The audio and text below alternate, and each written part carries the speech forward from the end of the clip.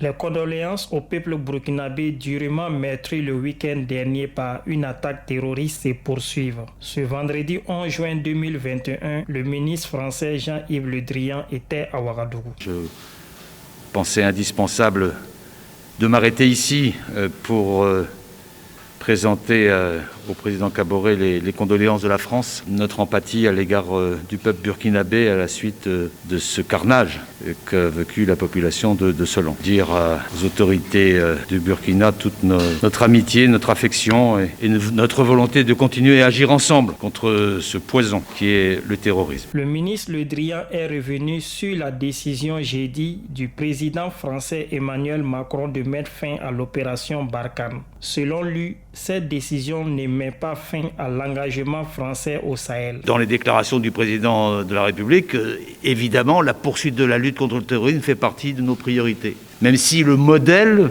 de Barkhane n'est plus le modèle adapté et que nous voulons engager des consultations pour essayer de transformer ce modèle dans un modèle qui soit moins un modèle d'empreinte territoriale des forces françaises qu'un modèle de coopération, de soutien à l'égard des forces qui sont les forces des pays concernés. Ça n'empêchera pas du tout, au contraire, de poursuivre notre lutte contre le terrorisme.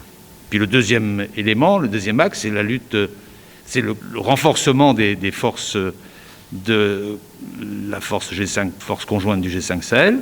Nous poursuivons cet effort. Et puis, il y a toujours ce qu'on a appelé le sursaut civil et politique pour permettre aux États de reconquérir leur propre territoire dès que des territoires sont libérés avec la présence renouvelée de l'administration, des services éducatifs, des services hospitaliers, de la police, bref, que l'État reprenne sa place, les États reprennent sa place. Et là, c'est effectivement de la responsabilité de chacun de ces des États, qui le font, je crois, d'une manière générale. Et puis le quatrième point, c'est la stratégie de développement que nous voulons poursuivre à l'égard du pays du Sahel, pas uniquement seul, avec d'autres partenaires internationaux. Autre précision du ministre français, son pays n'a pas l'intention d'installer une base militaire au Burkina Faso. Il n'y a pas d'intention de notre part d'installer une base militaire spécifique au Burkina. Par contre, il y a notre volonté d'agir avec les forces burkinabées pour combattre l'ennemi commun qui est le terrorisme. C'est le seul ennemi commun, mais il est partagé. La seconde personnalité reçue en audience par le président du Faso, Roch-Marc Christian Kaboré, est le représentant des Nations Unies pour la sous-région. Je viens d'être nommé représentant spécial du secrétaire général pour l'Afrique de l'Ouest et le Sahel il y a juste 2 mois. J'ai pris fonction il y a 1 mois. Et donc, j'ai commencé une tournée au niveau des pays de la CEDEAO pour me présenter aux différents chefs d'État, surtout recueillir leurs sentiments, comprendre les défis, comprendre également le rôle que les Nations Unies peuvent jouer pour aider ces pays. C'est dans ce cadre que je me trouve donc cet après-midi à Ouagadougou. Et mon entretien avec le président, c'est d'abord lui présenter mes condoléances.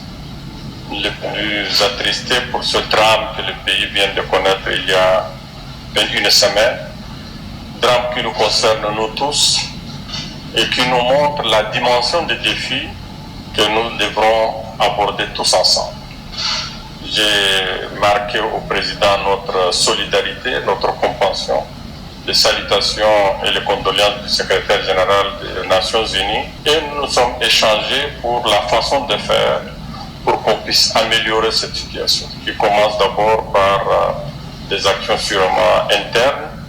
Et nous avons loué la résilience quand même des populations burkinabées qui, malgré tout ce qui se passe, arrivent encore à tenir debout. Et il y a de quoi à les remercier, les féliciter, les encourager et leur dire qu'ils ne sont pas seuls dans cette phase.